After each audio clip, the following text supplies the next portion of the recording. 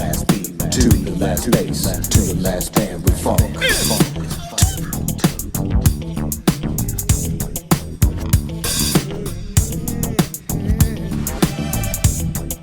Welcome to episode 123 of Amari Purple Talk, the show where we talk about Prince-related artists, music, books, movies, videos, and everything within the purple musical singularity.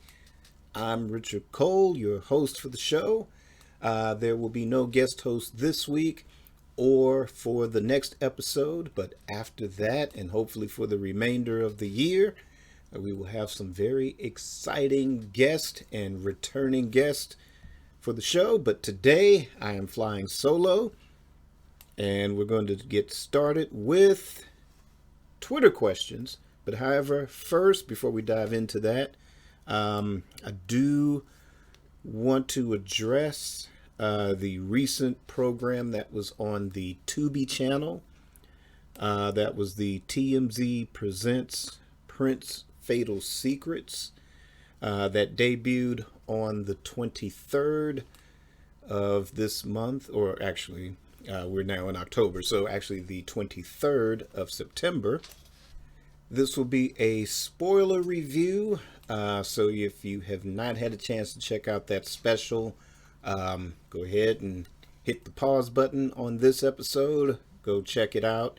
Tubi is a free app, so you can download, and it has some other interesting programming on it as well. But if you haven't seen the special, check it out, because this will contain spoilers. This may not be a very popular program to watch amongst the purple musical singularity, because it does really focus on the circumstances leading to Prince's death. And I get it, while there are individuals that are still mourning, if this is heavy subject matter, like I said, feel free not to tune into this episode, wait for the next one, or skip ahead to the Twitter questions that will be coming up later. I say I went into this special with a lot of apprehension. I still do have some questions about it, but I'll put it this way. This show, as far as Amari Purple Talk, tries to stay focused on the music. Very few times have I gone into the area of gossip and rumors. Don't focus a lot on the death of Prince and conspiracy theories and things like that. You know, just try to keep a balanced perspective on the individual, the talent, sometimes maybe his worldview, or I'll put it this way, my interpretation of his worldview. And like I said, try not to get into areas that have nothing to do with the music or the art. However, a program like this kind of dwells into that area. Actually, much to my surprise, it's been a good half of the program really stressing his career, his work ethic, that he always maintained a clean lifestyle. So it wasn't quite the sensationalist piece that I thought it would be. But again, I still have some questions about it. Like I said, I won't spend the whole episode on this, but if you have questions, comments, or would like to dive deeper, we'll do another episode about it. But again, this was done by TMZ. This is a special series that they have on the Tubi channel. Was narrated by Harvey Levin. It did interview individuals such as Susan Rogers, Toure. There's Mark Mintz. I believe he's with the Carver County District Attorney's Office. There was also Shaka Khan. So not a lot in the way of the maybe usual. I mean, of course, Susan Rogers obviously is probably the main one. Toure does pop up on programs from time to time, but no members of the Revolution, NPG, Sheila E., Jill Jones, individuals that we would normally see in a documentary surrounding Prince. And again, for obvious reasons, because it is TMZ. And like I said, it does focus on the circumstances leading to his passing. But like I said, again, it wasn't an overall sensationalist piece. Again, they spent a good half of the program talking about his career, his work ethic, which was cool because it was able to give some perspective and tried its best to provide some balance. A lot of footage that TMZ required. There was also some archival footage from stuff that we might have seen before, whether it's in officially released DVDs of live performances, maybe some bootleg material here and there. I don't know to what extent that the estate, in obviously Comerica granting permission during production of this, I don't know what permission was given as far as the footage, any music that was utilized. But there were these items to really, again, illustrate his work ethic, illustrate that how much he gave of himself and the level of energy attached to his performances. It covers some controversial subjects, like because of that work ethic, the splits, wearing of the heels, the bathtub incident during the Purple Rain tour, which he was injured, which some believe may have been the beginning of a reliance on prescription medication. And the sort of grinding down of his body through age. And if you're a performer of that level of intensity, it's like being a professional athlete. You have that prime in your life, where you're at the top of your form physically, but age and gravity can catch up to you, no matter how well you take care of yourself. We do age, and sometimes we may have to compensate for our limitations and turn those limitations into strengths the best way that we can. But I mean, again, it focused on all the bullet points of his life and career, connecting the dots to that pain. Again, we're talking about an extremely talented individual who was extremely private and didn't let a lot of people get 100% close to him. And no matter how much of us we dissect the records, pull apart the lyrics, the meaning behind each song, we, read in between the lines of the interviews, a lot of us, even if we've been granted access to him, still wouldn't know the 100% picture. And again, no matter how intuitive some of us may be into the human nature or the emotions or thoughts of others, sometimes what a person chooses to reveal is what they choose to reveal. But I would say at the end of it, it's a cautionary tale of this current state of opioid addiction, and how it's an equal opportunity problem, an equal opportunity disease. And we're not talking about something like cocaine or crack or opioids are a key component to things like heroin and stuff like that, but addictions are many. That's a quote that Prince has used during the 80s. Addictions are many.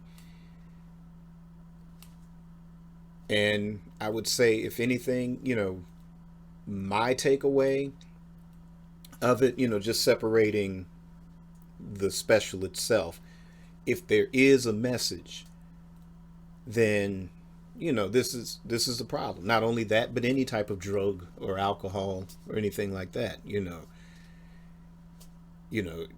Try to help those if you can, or if you yourself are struggling, try to get some help. That's the thing. That's the gist of it. If there's a positive spin to that.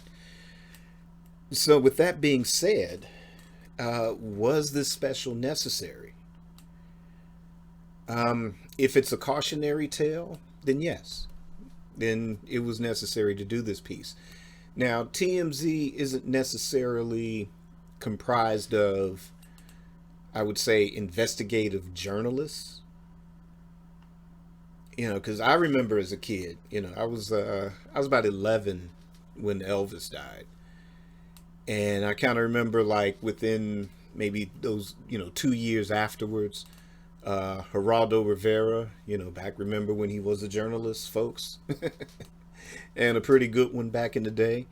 Not to say that he isn't now, but there's some circumstances, some key bullet points in his career that, sort of kind of put a little tarnish on that investigative journalist side of things. But I remember, episodes of the news program 2020 where, he started diving deep into that doctor that was prescribing Elvis all those pills. And that was something that was a key component to leading to an investigation. Nowadays, it's like, if there's a Netflix documentary, prepare for some cases to be reopened with that.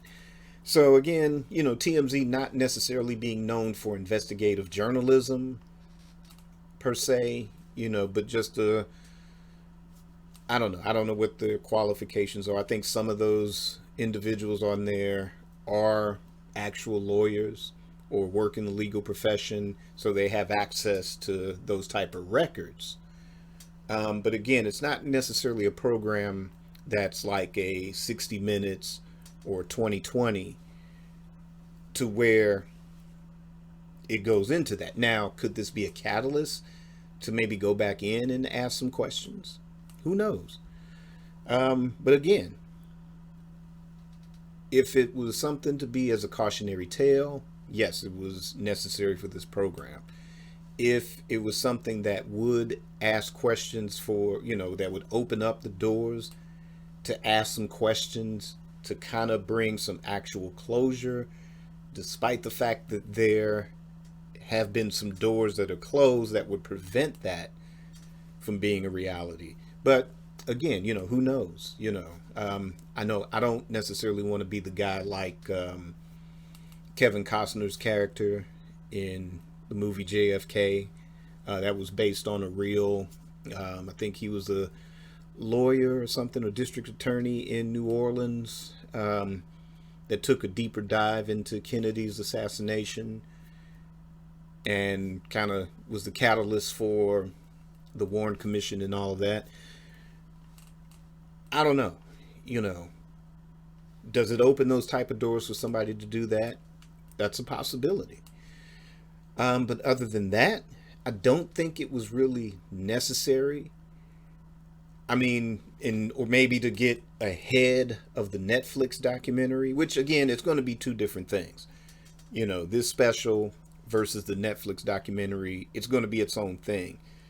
But to have something out there that goes over the bullet points of his life, the highlights, and, his eventual demise, then no, I don't think it was necessary. It wasn't something I was looking for.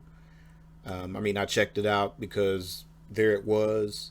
There have been comments from people that have been asked to be part of it that declined, and for very good reason. And I get it, just kind of watching it.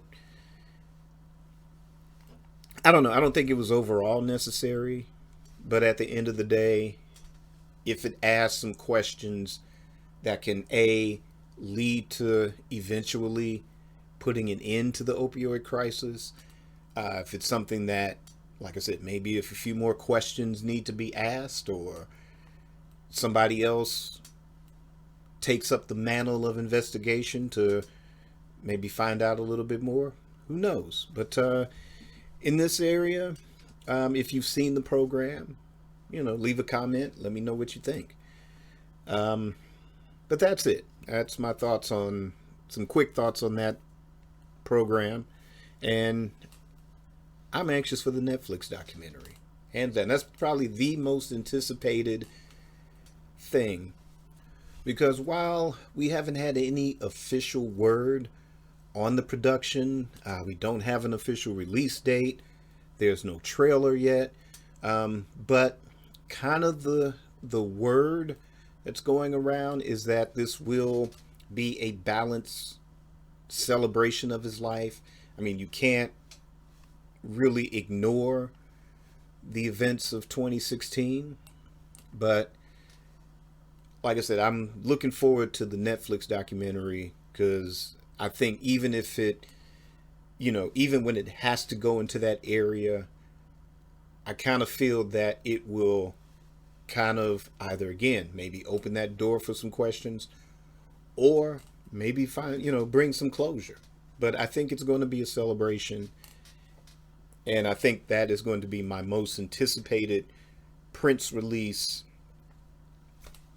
for now, until they announce another box set. But even if they do, Super Deluxe Edition, compilation, whatever they do, Netflix is going to be at the top of my list for most anticipated for now. But again, on the TMZ thing, just let me know your comments if you've seen it. Did you like it? Did you not like it? What could have been better about it? Did you see enough? Did you want more to be included? Leave your comment and let me know your thoughts. And now we are going to go into Twitter questions. And this is something that I want to be a continuous part of Amari Purple Talk going forward. So everyone out there that's listening, you can participate. If you follow me on Twitter, my Twitter handle is in the show notes. It's at Richard Cole Now, and that's capital RICHARD. Well, let's see. Let me do that again. So capital R, and then lowercase ICHARD, capital C, lowercase COLE, underscore, and in all caps, NOW. So at Richard Cole Now on Twitter. Check the show notes. And it could be Prince question, Prince related question, questions about Amari Purple Talk, topic suggestions, you name it. And I'll pick out about 4 or 5. One will be an actual question of the week. I won't do it for this format this time, the question of the week. But yeah, by all means, have some questions. It could be anything Prince related, Prince topics, you name it. So let's go ahead and dive right on in. And our first one, or actually, this is going to be kind of a 3-part question. But this is from Vault Curator, and he is a friend to the show, as well as, how can I put it, unofficial, official content consultant, for lack of a better title. But let's go and dive into part 1 of his question. And the first one will be not really a question, Rich, but something I was thinking about that maybe you could share your thoughts on. I was thinking, given that not every album Prince recorded has wide commercial appeal, will there come a point where the estate will abandon the Super Deluxe model in exchange for something that would appeal to the hardcore fans, such as an NPG Music Club style setup? If so, at which point should the estate abandon the Super Deluxe model? How many albums in? Which ones should make the cut? All right. So thanks for sending that one in, Vault Curator. And I don't think that they will abandon the Super Deluxe format. Um, I think Super Deluxe Edition is now some fancy way of saying box set, or it's a way to distinguish the style of a box set versus what a Super Deluxe Edition is. Super, or actually Deluxe Editions, kind of started around, I want to say maybe late 90s, into the early part of the 2000s. I guess, prime examples like, say, what I have Marvin Gaye's What's Going On, Let's Get It On. Those were deluxe editions where you had the original CD or the original album that was remastered. And then there would be, a second disc, maybe a third disc of, just everything pertaining, the sessions to that album. So it would be, maybe some vault cuts, maybe some alternate takes, maybe an alternate mix of something. In the case of What's Going On, you had the original remaster of the album. Then there was the so-called Detroit mix, which was, I think, the original mix of the album, and then remixed into the version that we're all familiar with. And that was kind of, beefed up with some B-sides, a couple of single edits. I think there might have been one or two unreleased cuts. And there was the live in Washington, D.C.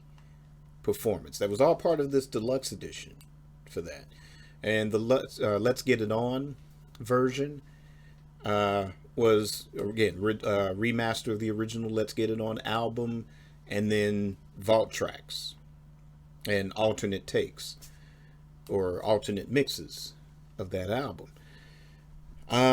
So the Super Deluxe Edition is something where, yeah, you get all of that, but you get more of it. And I would say in the case of an artist like Prince, David Bowie, there have been tons of these things that have been released, and it's become a thing over, I would say, maybe the last 5 or 6 years now, where it's super deluxe, because it's not only getting just 2 discs, sometimes you're getting 3, 4, 5, 8, 10, discs. Bob Dylan, that's another one that comes to mind with those. And apparently it's successful enough. You have the Beatles that are on there, 5th Super Deluxe, with the Revolver album getting the Super Deluxe treatment coming soon. Again, it seems to be these things are starting to come out right and left now. Pink Floyd, or you name it, it's all happening. So I don't think that model is going to go away anytime soon. For the Prince estate to abandon it, I don't think they'll abandon it. I think they will continue, and especially with the classic 80s era. And let me clarify this for those out there that are just fans of the 90s, just fans of the 2000s. You're talking about an entire career. Not unfortunately, but you wouldn't have your 90s, you wouldn't have your 2000s if the 80s weren't his classic period. If he wouldn't have been successful. If say 1999 flopped, and it was close to doing that at one point, until MTV came along. Or I would put it this way, until MTV started playing black artists. Then that's the thing that saved 1999 from just being a good cult record. If Purple Rain had flopped, there's no 90s, not in the way that we would know it, not in the way that we would look at Prince as like this superstar. He probably still would have continued making music. It still would have been okay. He still would have been doing shows and concerts, but not as a super rock star on the Elvis, Beatles, Michael Jackson level. It would be a few steps down if Purple Rain or 1999 was successful, with that. So that's the bread and butter. Now, you got to look at it this way. Look at the classic 80s era as your MCU or your Star Wars, where these movies make $1 billion. So look at those things, the classic 80s, whether it's 1999, Purple Rain, Sign of the Times, whatever. You have to look at it at that. That's the money maker. That's generating the money that will allow your favorite 90s to eventually get its Super Deluxe edition, to allow musicology to get special treatment. So just like a major blockbuster film makes billions of dollars, that's the thing that finances the small independent art films and things of that nature, or the more serious films. That's how they get financing with that. So you have to look at that as being the foundation to which paves the way for all of your favorite albums. But, this whole separatism, it's cool to have your favorite, period. But I think that's kind of hinged on whatever you were doing in high school at that moment. So for us, we were fortunate enough to be in that age where things were happening in real time. So, but from my perspective, things unfolding in real time was like, wow, great. Diamonds and Pearls was cool. Symbol album left me a little flat, but the whole Gold Experience, Emancipation, that lineup at the NPG, that was just as exciting, while I think, Rainbow Children is a great artistic statement and what a 40-something-year-old Prince should have been doing at that time in his life, and not doing the 80s stuff because we'd all grown up. There were things before and after that left me a little, okay. But then there's musicology. That was just as exciting. All the stuff that was coming out through the NPG Music Club, that was exciting. And it was just as exciting as anything in the 80s. So it was just, for me, unfolding it in real time. Now, to quote Muhammad Ali, if you're 50 and you're still thinking like you're 20, then you've wasted a good 30 years of your life. End of discussion. It's like, yeah, as much as I enjoyed the 80s, I don't want to go back. I mean, I'd just rather listen to the music. I've got the records if I want to reminisce. But, I ain't going back. 2022, with all its trials and tribulations, this is a pretty good time period to be in right now. So, that being said, doing an NPG Music Club style setup, that should be an inevitability. I hope that that's something that they would do. But I don't think that they would abandon the Super Deluxe model. And as to how many albums in, I think it will continue definitely for the classic 80s period. As for anything afterwards, it's going to be cherry picking. There will be some things in the 90s, the 2000s, that will get a Super Deluxe edition. And there will be some things to where it is going to be a compilation of the sessions for that era. Prime example would be, Gold Experience, because they're so intertwined. So it would be like a 93 to 94 era box set or compilation of things. So I don't know. That would be my guess, but not everything's going to be a Super Deluxe, but I don't think they'll abandon the model altogether. Okay, so for part 2 of the question, Which are some of the unreleased songs that you are amazed never made it to release during Prince's life? And furthermore, any songs that you are still amazed are not out now. For me, songs like Empty Room, The Grand Progression, and We Can Funk 86. Okay, so definitely, yeah, We Can Funk the 86 version of that.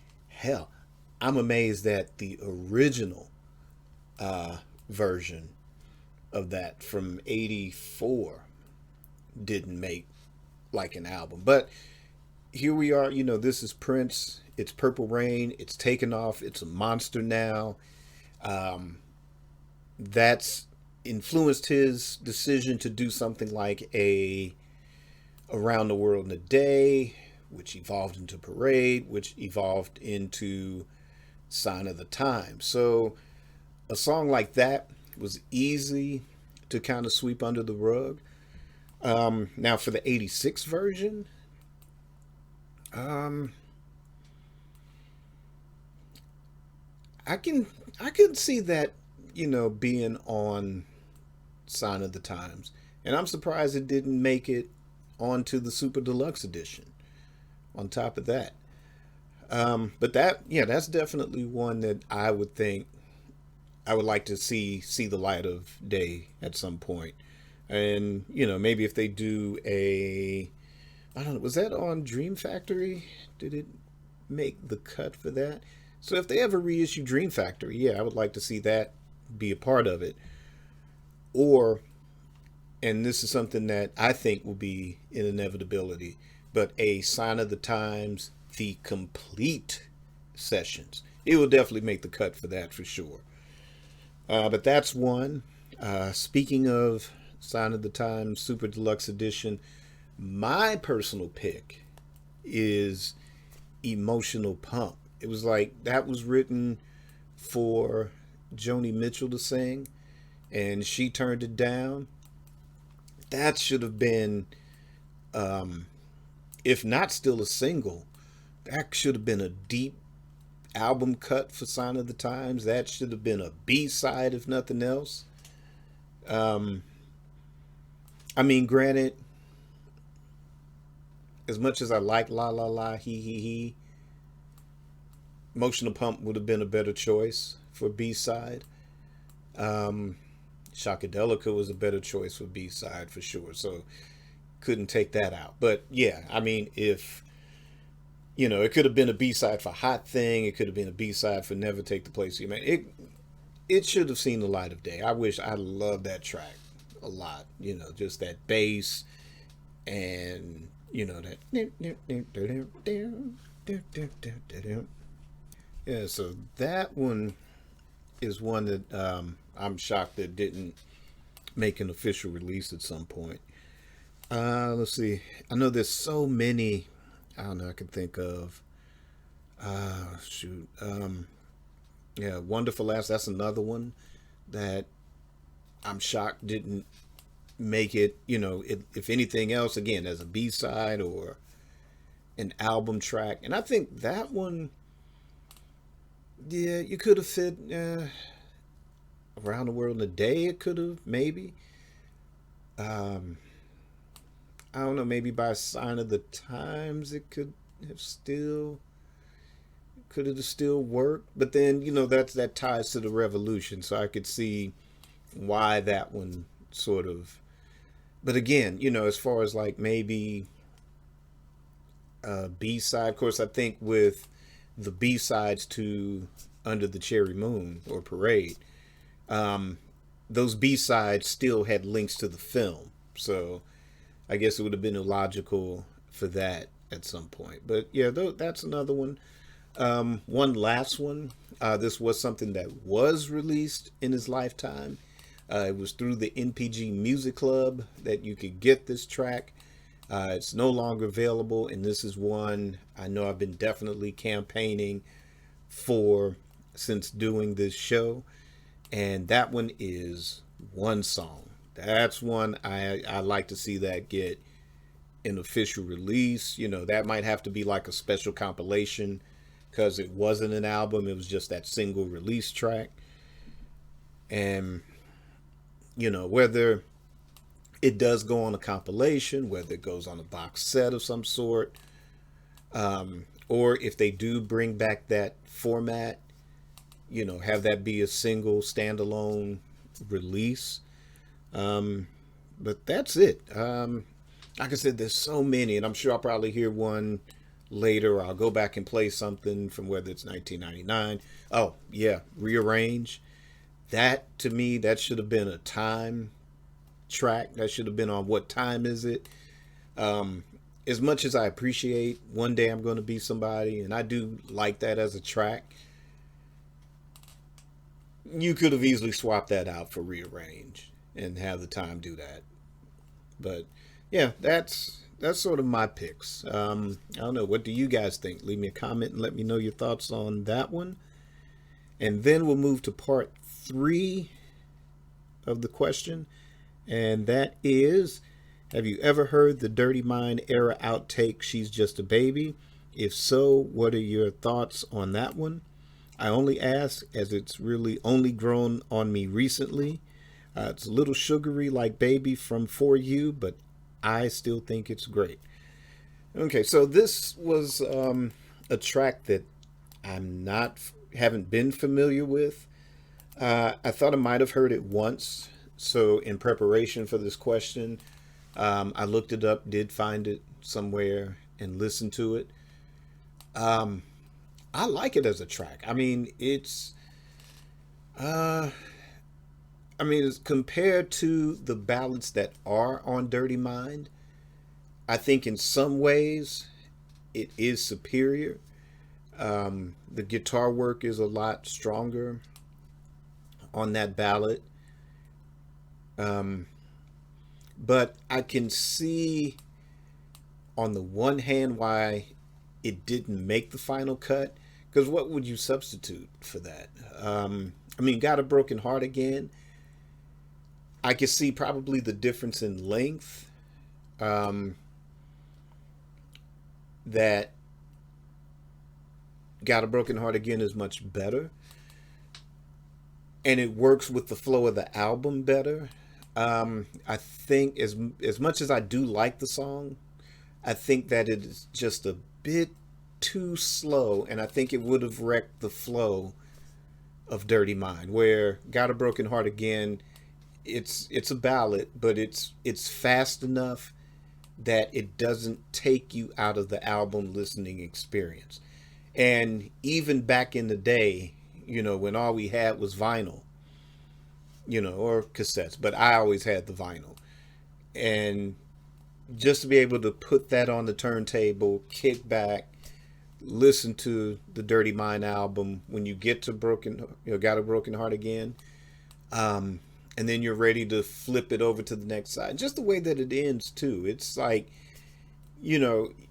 back then it was just like Prince just deep. That's all you could walk away from back then. As much as Rick James was cool, as much as Parliament Funkadelic was cool, as Bootsy was cool, Cameo was cool, it was just, Prince doing these odd little things on tracks, like the weird door locking or chest closing or whatever that was, cell door locking. I don't know what that was, but just those little sound effects, that abruptly ends a song like that. It's like, that's all we used to say back then. Dang, Prince deep. Prince is deep, man. That's just deep. A little sugary like Baby. Again, that was another one, because like I said, I came in at 15 with my Prince listening experience, and that was just because a neighbor of mine would borrow the records and bring them over to my house and dub tapes, because I had a pretty good component set. Had the dual, let's see, did it have dual cassette? No, it didn't have dual cassette. Or did it? I can't remember anymore. But you could dub from the turntable and just, dub cassettes that way. And then he'd borrow the records, dub them, give them back to whoever. And Dirty Mind was the first one that he brought over. And then later he brought over For You and then the second album, the Prince album. And, just listening to, even just those first two albums, because it was somebody, maybe at the time we thought was a bit closer to our age at the time, because, he had pushed his age back like a couple of years. So if here we are, 15 or whatever, and we're thinking like, he's this 19, 20-year-old cat, whatever, and just saying all this stuff on these records, and it's like, damn, he's deep, and baby, it was like the lyrics, just the lyrics we gravitated towards. So it's not by any means a sugary ballad because of the subject matter involved, and especially, like I said, being 15 at that time, that was, outside of maybe the odd classmate to where something like that had happened to, that was a bit of a shocker. And, if you listen to, somebody like Marvin Gaye or something, or Teddy Pendergrass, these cats in comparison were, decades ahead of us in age. It's like, oh, that's grown-ups, that's grown folks music right there. So to have somebody that's like 19, 20, because you didn't have Michael Jackson singing about stuff like that, maybe not till a year later with Billie Jean, but, again, even that was a shocker. Like, what happened to him? What, the kid's not his son. Yeah, so I mean, it's heavy subject matter, even for then. Now it seems to be the, song of the minute, not even the song of the week anymore. But that was the song of the moment. You just heard that one. You heard Baby once. You heard Billie Jean once, and nobody else touched that in a song, that wasn't, 30 or 40 years old. Nobody in their 20s or younger touched that as a subject matter on a record, hardly. So, but as far as, it not making the cut to Dirty Mind, I think it would have made a nice B-side, probably, if, he was getting into that, because he didn't get into that to me really until, let's see, to me the first one I heard was Gotta Stop Messing About, and that was the B-side to Let's Work. So you're talking controversy era, to where like, oh, B-sides, those were starting to come in the Prince world. So if he was aware of that, I think it probably would have made a great B-side. But honestly, I think it would have wrecked the flow of the Dirty Mind album for that. So Vault Curator, thank you for those questions. Look forward to many, many more, and also more content consulting as well. Thanks. So the next Twitter question is from Edgar Cruz. Edgar Cruz of the Prince Twitter thread. Thanks for sending that in. And his question is, what part of Prince's career do you feel is far too often overlooked, maybe even by yourself? For me, it is the 2000-2001 hit and run era. Those shows were brilliant, yet somehow in my mind, it is like those years never happened. Yep, and I agree with that. 2000, 2001, if you look at that period, and that's just prior to the Rainbow Children, which was like late 2001, there weren't any official albums. It was kind of a space in between Raven to the Joy Fantastic and Rainbow Children. Everything that was available was only available on the NPG Music Club, and I wasn't a member then. I didn't have that type of access to computer, and I guess let alone whatever the subscription rate would have been for that, or the capacity to download something to keep it, and be able to play it on something later, not until really musicology, when I had that technology available in my own home, then I became a member at that point. So, but I do remember seeing online photos of that lineup of the band, and seeing Najee in the band, and just these different faces, where there was, Rhonda Smith was still playing bass on there. And I don't know if Maceo had become a full-fledged member or not, or if it was Eric Leeds. I think it might have been Maceo in that lineup as well. But no. Najee was part of that lineup. And I was like, this is a cool looking band. And like some of the band photos that were taken, they were looking cool on there. And like, okay, this looks interesting. And I think that tour did make it to St. Louis. I wasn't able to make that one. Alex B, I think, made it to that. And I remember, he had sent me voicemail messages, just like little snippets, like, check this out, which, thank you for that, for sure. And I remember, like, man, the energy, just on that voicemail was just like, wow, that was just amazing. And yeah, I was excited to hear some, like I was ready for an album with this lineup, which never took place. And I think by the time you got to the Rainbow Children, that lineup I don't think it changed much. But yeah, I remember the appearances on Jay Leno. And while I was kind of lukewarm on the song The Work, I mean, I kind of liked the little James Brown flavor of it, but it really didn't connect with me, except within the context of listening to the Rainbow Children as a whole. But the thing that really impressed me with that band was the next night on the Tonight Show when they performed the Ballad of Dorothy Parker. And they kind of worked in a little bit of Madhouse, kind of like in the instrumental break. And I was, I love that arrangement. I love that performance of that song.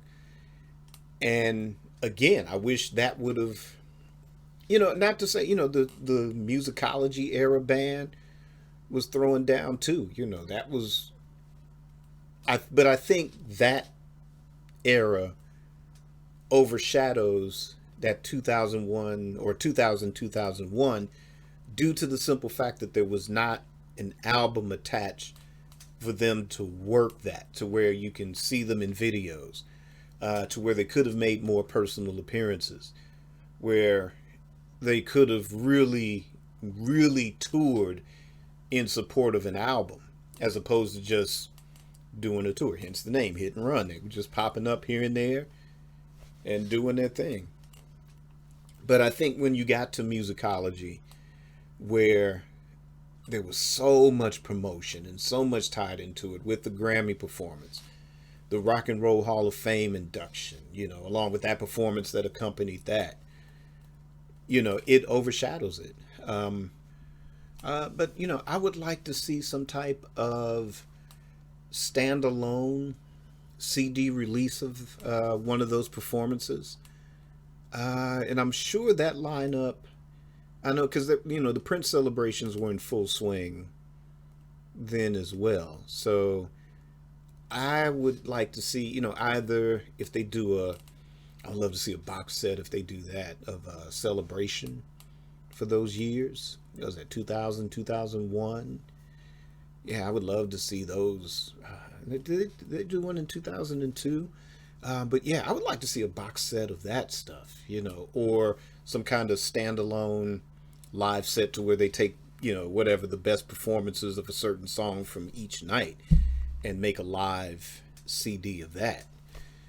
But other than that, yeah, if there was a really high level energy performance from any one of the cities that they stopped in, for sure, definitely, I would love to see a standalone. And for that to get some recognition, if there's even film, video or whatever, do a DVD release, or bundle, if there is a DVD or a Blu-ray you can pull from that, bundle it with a if there is a Rainbow Children deluxe that you can make, or a compilation of sessions for that era, include a Blu-ray of that, or just do a standalone Blu-ray or a standalone CD.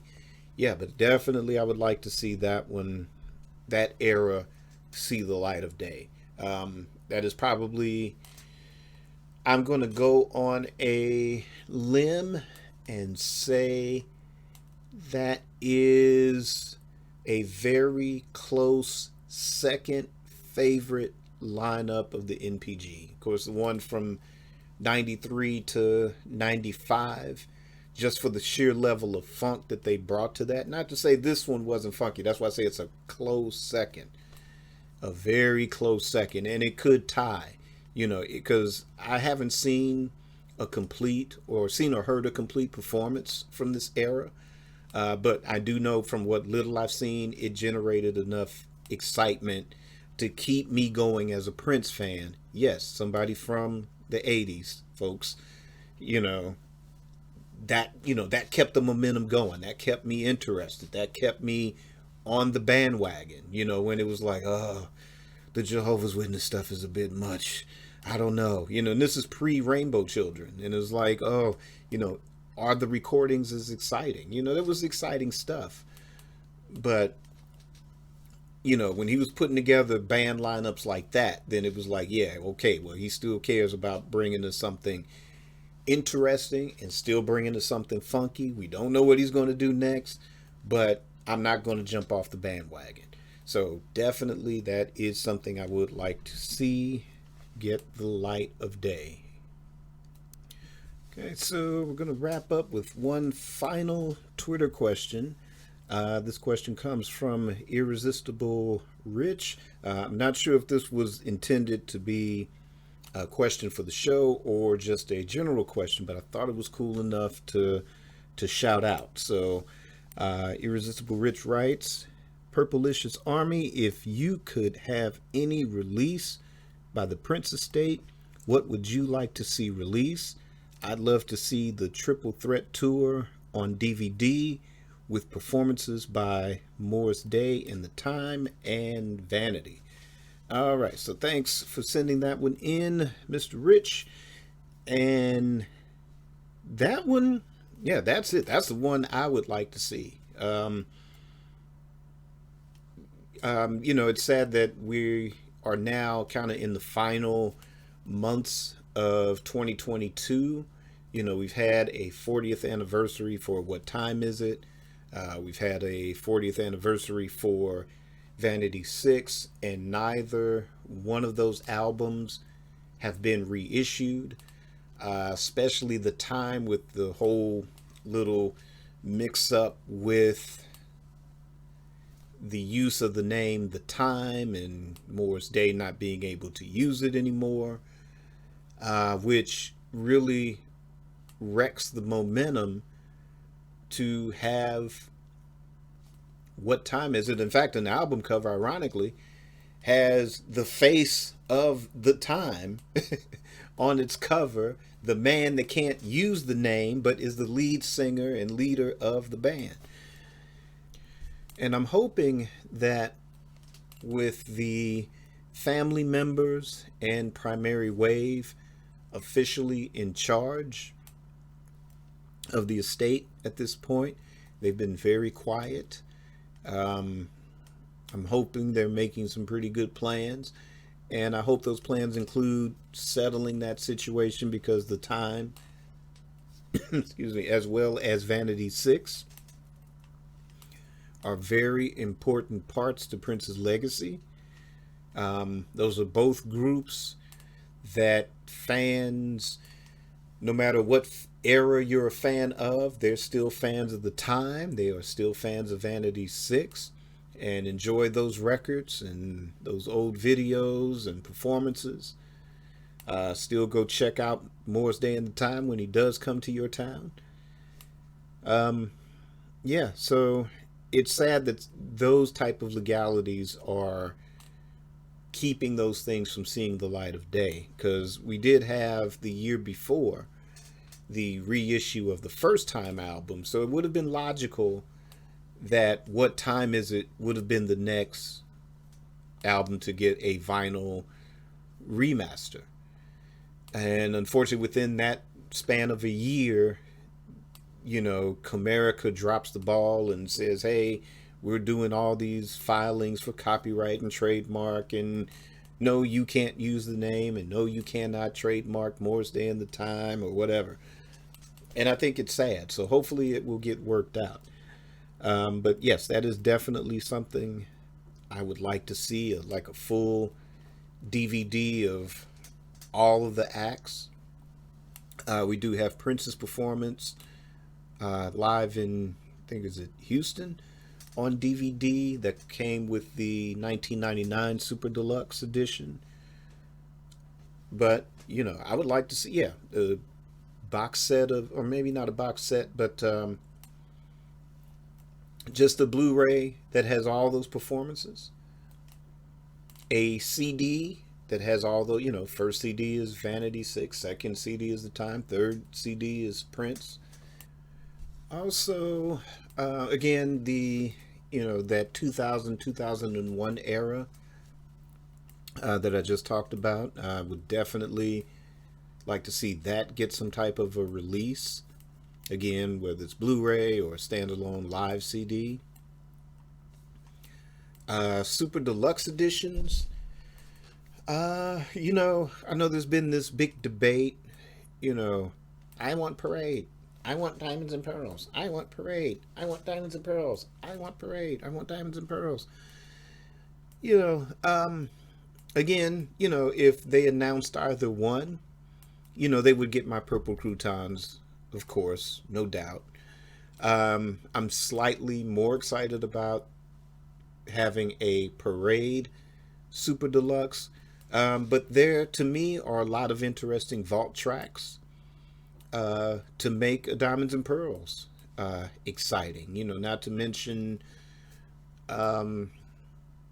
you once again have access to all the Get Off remixes, which I really enjoyed.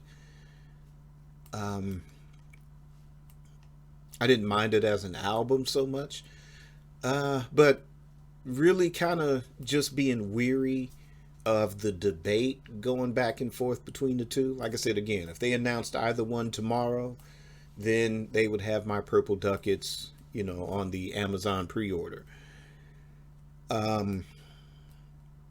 But actually, I would be a little bit more excited for an Around the World in a Day Super Deluxe. Because I'm rereading the Purple Rain Era Sessions by Dwayne Tudhall. And, I haven't gotten back to that part yet, but I remember just like how much of, in that particular time frame, how much of The Family, that album, was in the can. A lot of Jill Jones stuff was being developed at that time. Your B-sides to a lot of the Around the World in a Day tracks were in the can. Some of this stuff that was actually a part of the Purple Rain Deluxe, to me, were mistakenly put on that when it should be on and Around the World in a Day. So I think where, like a Parade would be more eclectic, where I think the vault tracks for Diamonds and Pearls would be very, very exciting. To me, an Around the World in a Day would trump that because, basically, it's, like I said, you got the family material that was on there. I don't know how much of the full album is, but at least enough of it. I think Screams of Passion, so you would have his performance of it. Mutiny, you would have that as a part of it. She's Always in My Hair, the B-side. All of the B-sides would work. Extended cut for America, that would be a part of it. There's so many, so many, tracks that would that would make that more exciting. Because, Around the World in a Day, while it's not even like in my top 5 of favorite Prince albums, It was nice to listen to. It was a good left field from Purple Rain.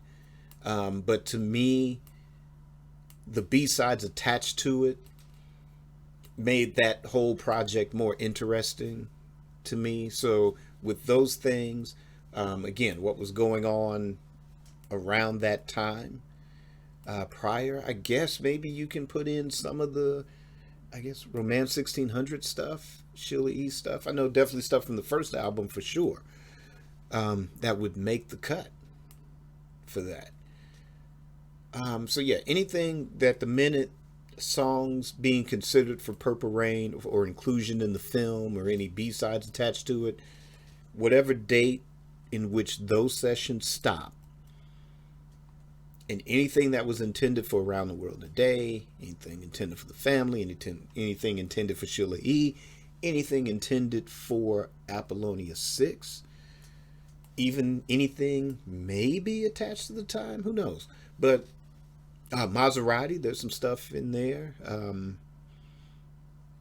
that definitely would make the cut, I think. That would definitely elevate that to being, for me, more an anticipated release than a Parade or Diamonds and Pearls. And again, like I said, if they drop the other one tomorrow, you got my Purple Ducats, and again, leaning a little bit more towards Parade. But like I said, I think if neither one of those would be a factor, Around the World in a Day would be my most anticipated release. So that is going to end this episode of Amari Purple Talk.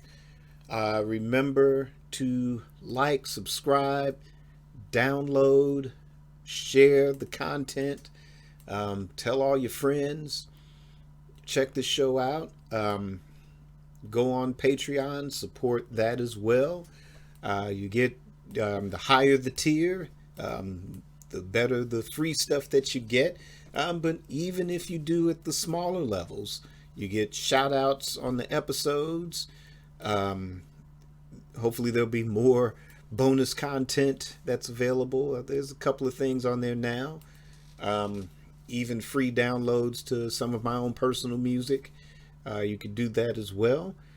But yeah, definitely support it. And plus, any support definitely helps pave the way for me to do more content like this and other things that I've been thinking about as well in regards to not only Amari Purple Talk, but Amari Communications in general. So definitely, again, thank you for tuning in. Glad to be back with a different platform, that's Transistor FM. They help get me to the Spotify's and the Apple and the Amazon and the Google and everywhere, so you can find this program on your favorite podcast platform once again. So until next episode, create your day and create your life. Peace.